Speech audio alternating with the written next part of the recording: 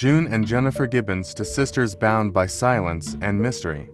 They created a world only they could enter, leaving behind a story that still haunts us. Join me, Criminate, as we explore the chilling tale of the silent twins. The protagonists of this story are June and Jennifer Gibbons, who were born on April 11, 1963, in Barbados. They were born 10 minutes apart, with Jennifer being the younger one. From birth, they had an incredible bond and were inseparable. If one went somewhere, the other would follow. They spent all their time together. People who observed and knew them would say they had extremely similar expressions and even mannerisms, and they spoke in the same way. As for their parents, they were the daughters of Gloria and Aubrey Gibbons, who were also Caribbean immigrants. Their mother was a housewife, and their father was a technician for the Royal Air Force. Despite being born in Barbados, the family soon moved to England, where the girls spent part of their childhood until their father was transferred to Haverfordwest, a small town in Wales. Of course, the whole family moved together, the mother, the two girls, and the father. In this new town, life was somewhat complicated as they were a minority. People of color were rare in this town, and they were among the few who lived there. Being people of color, the girls felt quite rejected at school, especially since this was the 1960s, a time that was still very racist. They were bullied in class and during recess, which led them to focus only on each other and withdraw into themselves. However, due to the bullying from their peers, the teachers suggested that the best course of action was to simply change schools. Let's say that at this point, their relationship became a bit strange due to everything they had experienced, including their isolation. They began creating a language just for themselves, only speaking to each other and not engaging in conversations with others, except occasionally with their younger sister. But otherwise, it was all between them, and they created their own language to communicate solely with each other.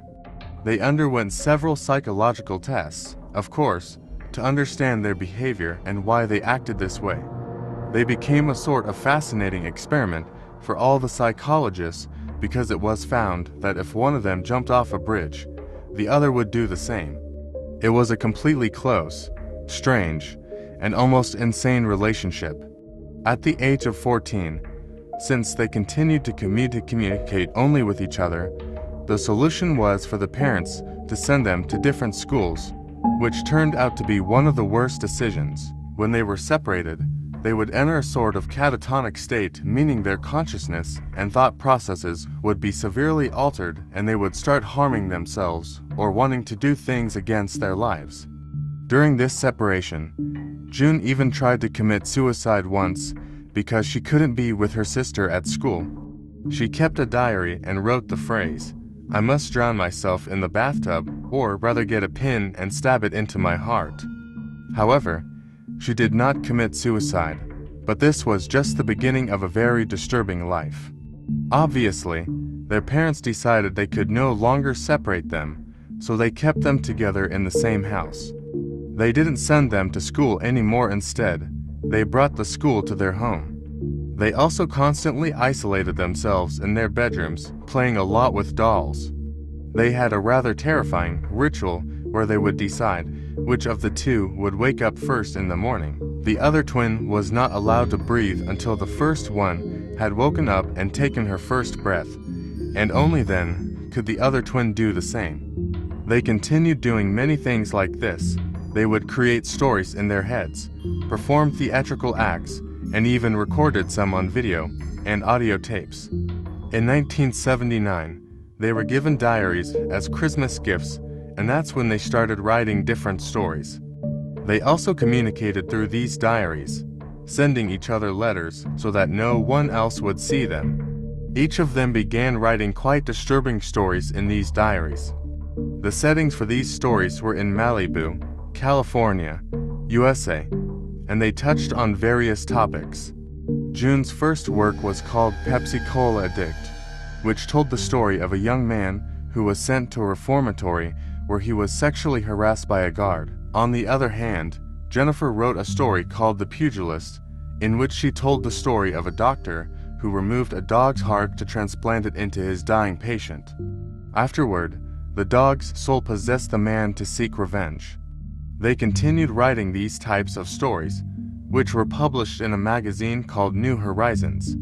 They tried to keep writing and become more known for their works, but they never achieved the success they desired. So, they decided to take a different path and started committing various acts of vandalism. They didn't just steal, they also set fires and even harmed each other in public. It is said that once Jennifer tried to strangle her sister with a cable, and June even attempted to throw her sister into a river. They continued in this game of trying to kill each other, but they also deeply loved each other.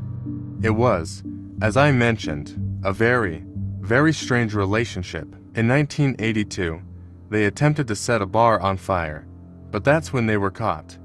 During the trial, they were sentenced to 14 years in a rehabilitation and psychiatric center called Broadmoor, which is the second highest security psychiatric hospital in England.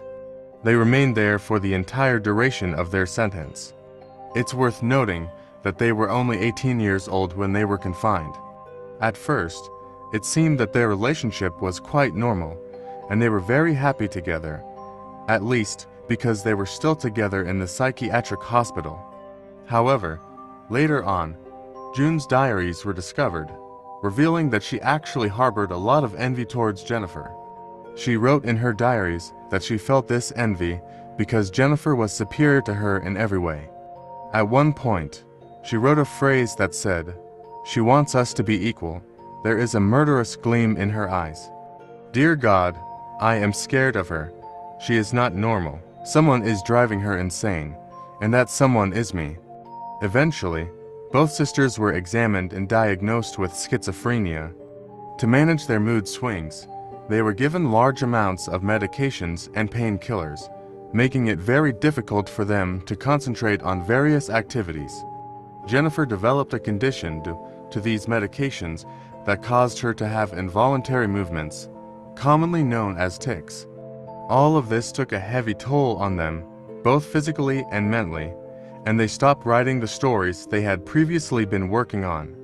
They continued to behave very strangely towards each other, so the nurses and doctors at the hospital decided to separate them even in this place.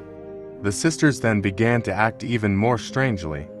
The nurses even recounted that there were times when both of them would remain completely still for hours, as if they were simply frozen in time. They did absolutely nothing. But since it was clear that separating them was so detrimental, they simply couldn't be separated. Over time, they tried to form some relationships with the other nurses, but only gradually. However, it wasn't a very open relationship, and as a slight improvement was noticed in both of them, they were transferred to another psychiatric hospital with less security. That's when their story became known because a journalist from the Sunday Times learned about what was happening with these two individuals.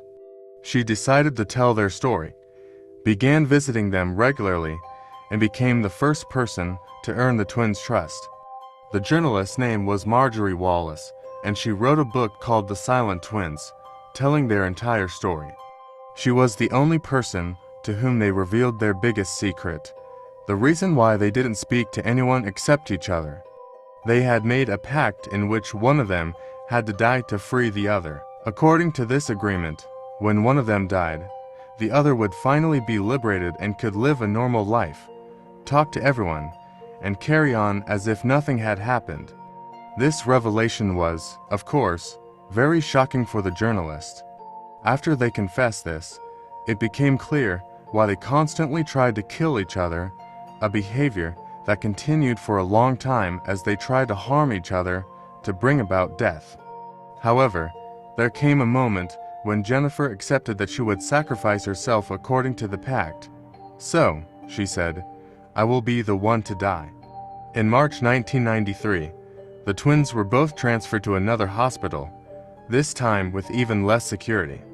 The strange thing was that while they were in the car just before arriving, Jennifer never woke up again. She was resting her head on her sister June's shoulder, and it seems that's when she died. What was odd was that when they brought her to the hospital for examination, They found that she hadn't died from any drug, murder, or anything like that. It was a natural death. It appeared that she had developed an inflammation in her heart that caused cardiac arrest, and she died there. Several days later, the journalist went to see June to see how she was doing and found her in a completely different mood. June said, "I am free at last, liberated, and finally, Jennifer has given her life for me." This was undoubtedly shocking and the perfect ending for the journalist's story. Eventually, June recovered. Suddenly, she no longer had issues with socializing, schizophrenia, or anything at all. So, she was released from the hospital, and by 2008, it was known that she was living completely free, completely normal, and still living with her parents in Wales, as if nothing had ever happened.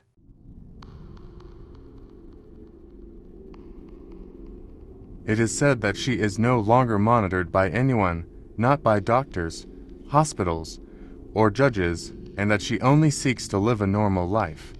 It is also said that when her sister died, she wrote, "Once we were two.